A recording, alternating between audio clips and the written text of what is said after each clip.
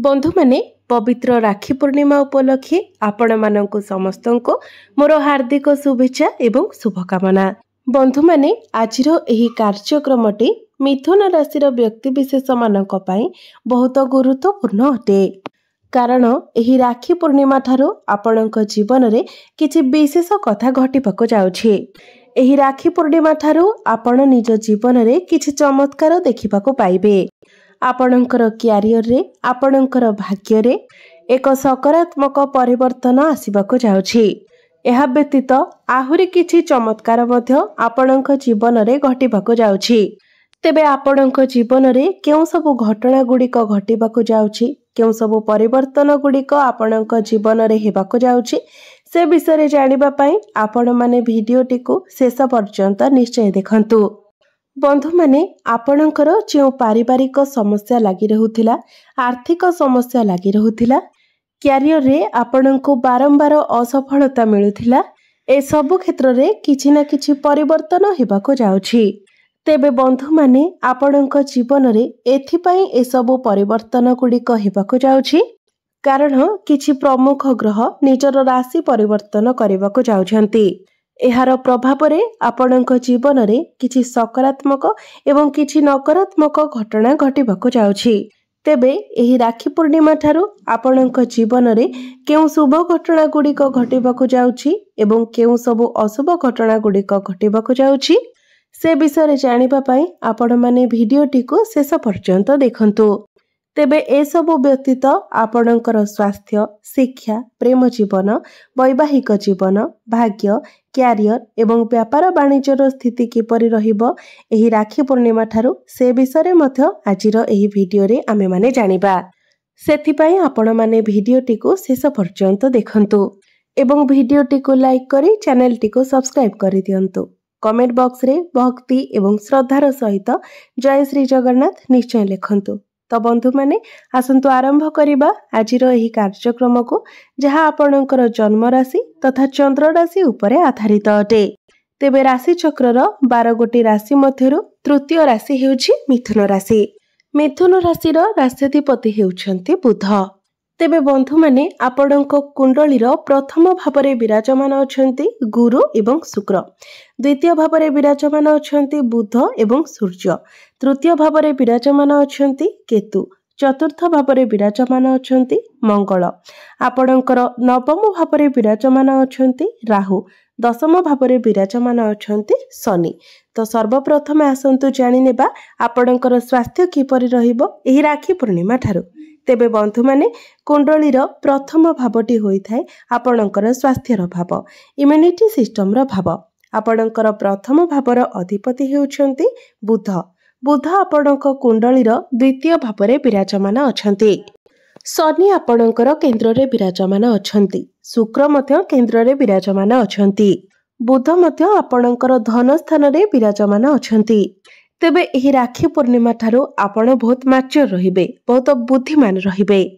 शुक्र एवं बृहस्पति आपणकर प्रथम भावरे थिबा कारणरू आपणक मध्यरे टैलेंट मध्य अधिक रहिबो, कारण शुक्र हेउछंती दैत्य गुरु एवं देवगुरु बृहस्पति हेउछंती देवता मानकर गुरु।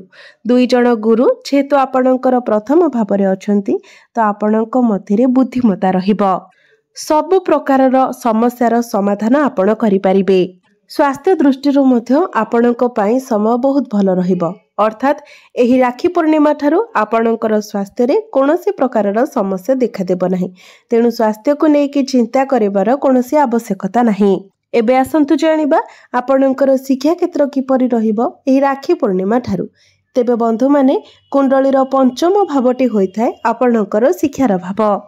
आपणकर पंचम भावर अधिपति हेउछंती शुक्र। शुक्र आपणक कुंडलीर प्रथम भावरे विराजमान अछंती। पाठ पढ़ा दृष्टि मध्य ग्रह मानकर स्थिति एवं अवस्थिति बहुत भल रहुछि, तो पाठ पढ़ा क्षेत्र रे मध्य आपण बहुत अधिक उन्नति करिवे। एही अगस्त मासरे जदि आपण आपणकर पाठ पढ़ा रिलेटेड किछि स्टेप नेबा पई चाहुचंती, आगो को बढ़िबा पई चाहुचंती, तो बिना द्विधारे आपण आगो को बढ़ी पारिबे, कारण पाठ पढ़ारे आपण को बहुत सफलता मिलवा को जाउछि। एही राखी पूर्णिमा परे जदि आपणकर किछि एग्जाम अछि, आपणकर किछि कॉम्पिटिटिव एग्जाम अछि, तो निश्चित भाव में से आपको सफलता मिल। जदि सरकारी चाकरी पाई आपण प्रिपेयर होउछंती सेथिपाई मध्य समय आपण को साथ देव। आपण एग्जाम रे क्वालिफाई करि पारंती। आपणक प्रथम भाव में शुक्र सहित गुरु थिबा हेतु यह आपणकर शिक्षा क्षेत्र पाई बहुत अधिक शुभ प्रभाव प्रदान करिबो। एबे आसंतु जानिबा आपणकर प्रेम जीवन किपरि रहिबो एही राखी पूर्णिमा ठारू।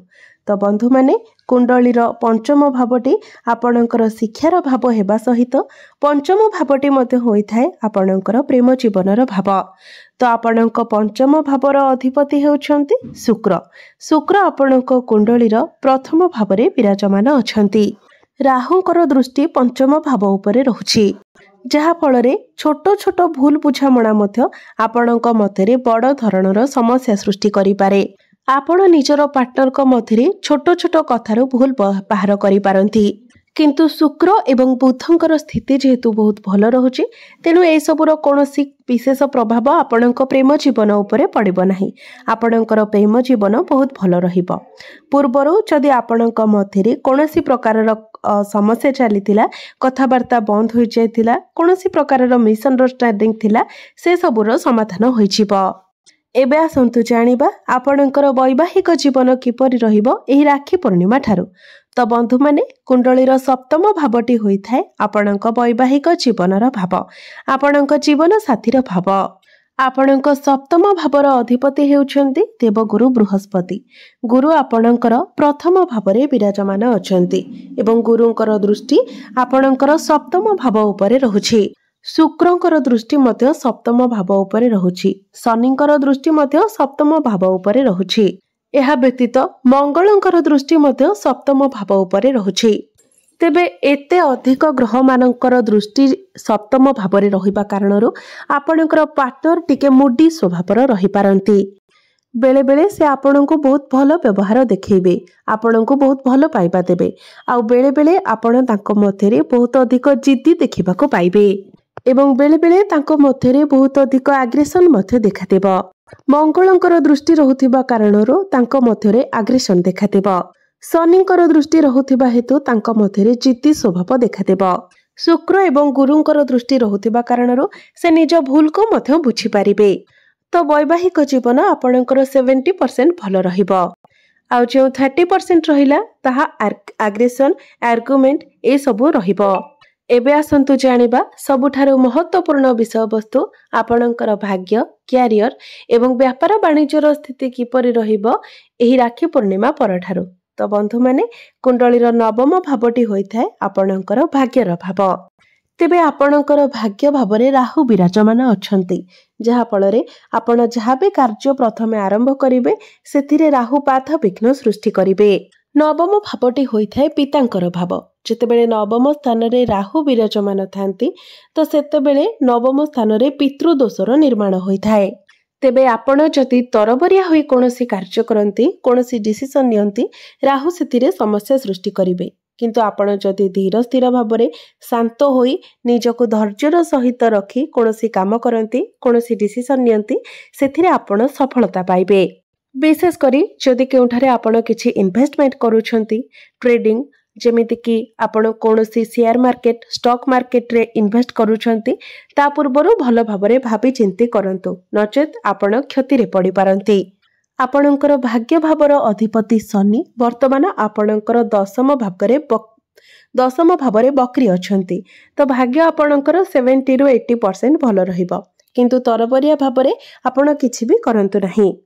एबे आसंतु जानिबा आपणकर क्यारियर आपणकर कार्य क्षेत्र किपरि रहिबो एही राखी पूर्णिमा ठारू। तेबे बंधु माने कुंडलीर दशम भावटी होइथाय आपणकर क्यारियर भाव कार्य क्षेत्रर भाव। तेबे आपणक दशम भावर अधिपति हेउछंती देवगुरु बृहस्पति। गुरु आपणक कुंडलीर प्रथम भाव में विराजमान अछंती एवं आपणक दशम भाव में शनि विराजमान अछंती। दीर्घ 30 वर्ष परे शनि आपणकर दशम भाव में गोचर करुछंती एवं 2.5 वर्ष पर्यंत शनि आपणकर दशम भाव में ही रहिबे। शनि हेउछंती कर्मकारक ग्रह। शनि जो भी भाव में विराजमान थांती सही भाव सहित जड़ित कर्म गुड़िक आपण को अधिक निवेश कराई थांती अर्थात आपण आपणकर क्यारियर रे अधिक सीरियस रहिबे। ଏହି ସମୟରେ ଆପଣ ବହୁତ କିଛି ନୂଆ ନୂଆ ଜିନିଷ ଶିଖିବେ। ନିଜର କାମକୁ ନେଇକି ଆପଣଙ୍କୁ ଭାଗଦୌଡ଼ କରିବାକୁ ପଡ଼ିବ। ଆପଣଙ୍କ ଉପରେ କାର୍ଯ୍ୟଭାର ମଧ୍ୟ ଅଧିକ ରହିବ। ଆପଣ ଯଦି ଏହି ସମୟରେ ହାର୍ଡୱାର୍କ କରନ୍ତି, ନିଜର କାମକୁ ଇମ୍ପୋର୍ଟାନ୍ସ ଦିଅନ୍ତି, ନିଜର କାମକୁ ଠିକ୍ ଭାବରେ କରନ୍ତି, ନିଶ୍ଚିତ ଭାବରେ ଏହି ସମୟ ଆପଣଙ୍କ ପାଇଁ ସୁବର୍ଣ୍ଣ ସୁଯୋଗ ସାବ୍ୟସ୍ତ ହେବ। ଯେପର୍ଯ୍ୟନ୍ତ ଶନି ଆପଣଙ୍କର ଦଶମ ଭାବରେ ରହିବେ, ତା ମଧ୍ୟରେ ଆପଣ ବହୁତ ଉପରକୁ ଯାଇପାରିବେ। କାର୍ଯ୍ୟକ୍ଷେତ୍ରରେ ଆପଣ ବହୁତ କିଛି ସଫଳତା ପାଇପାରିବେ। ବିଜନେସ୍ କଥା ଯଦି କହିବା, ବିଜନେସ୍ ମଧ୍ୟ ଏହି ରାକ୍ଷୀ ପୂର୍ଣ୍ଣିମା ଠାରୁ ଆପଣଙ୍କର ବହୁତ ଭଲ ରହିବ। କାରଣ ବୁଧ ଆପଣଙ୍କର ଦ୍ୱିତୀୟ ଭାବରେ ଧନ ସ୍ଥାନରେ ବିରାଜମାନ ଅଛନ୍ତି, ଯାହାଫଳରେ ବିଜନେସ୍ରେ ଆପଣଙ୍କର ଗ୍ରୋଥ୍ ହେବ। ଆପଣଙ୍କର ଡେଲି ଇନକମ୍ ବଢ଼ିବ, ଫାଇନାନ୍ସିଆଲ ଗ୍ରୋଥ୍ ହେବ, ଆପଣଙ୍କର ବ୍ୟାଙ୍କ ବାଲାନ୍ସ ବଢ଼ିବ, ଆପଣଙ୍କ ମଧ୍ୟରେ ଟ୍ୟାଲେଣ୍ଟ ରହିବ। ବିଜନେସ୍ରେ ଆପଣଙ୍କର ଭାଗ୍ୟ ମଧ୍ୟ ଆପଣଙ୍କୁ ସାଥ ଦେବ। ଏବେ ଆସନ୍ତୁ ଜାଣିବା କିଛି ଉପାୟ ବିଷୟରେ, ଯେଉଁ ଉପାୟ ଗୁଡ଼ିକ କରିବା ଦ୍ୱାରା ଆପଣଙ୍କୁ ଅଧିକ ମାତ୍ରାରେ ଶୁଭଫଳ ପ୍ରାପ୍ତି ହେବ। ସେଥିପାଇଁ ପ୍ରତ୍ୟେକ ଦିନ ଆପଣ ବୁଧଙ୍କର ବୀଜ ମନ୍ତ୍ର 108 ଥର ଜପ କରନ୍ତୁ। ପ୍ରତ୍ୟେକ ଦିନ ଆପଣ ଉଦିତ ସୂର୍ଯ୍ୟଙ୍କୁ ତମ୍ବା ପାତ୍ରରେ ଜଳାର୍ଘ୍ୟ ଅର୍ପଣ କରନ୍ତୁ ଏବଂ ପ୍ରତ୍ୟେକ ଦିନ ଆପଣ ହନୁମାନ ଚାଳିଶାର ପାଠ କରନ୍ତୁ। ନିଶ୍ଚିତ ଭାବରେ ଆପଣଙ୍କୁ ଅଧିକ ମାତ୍ରାରେ ଶୁଭଫଳ ପ୍ରାପ୍ତି ହେବ। ତ ବନ୍ଧୁମାନେ, ଆପଣଙ୍କର ଜୀବନ ମଙ୍ଗଳମୟ ହେଉ, ଏହା ହିଁ ଈଶ୍ୱରଙ୍କ ନିକଟରେ ମୋର ପ୍ରାର୍ଥନା। ଧନ୍ୟବାଦ।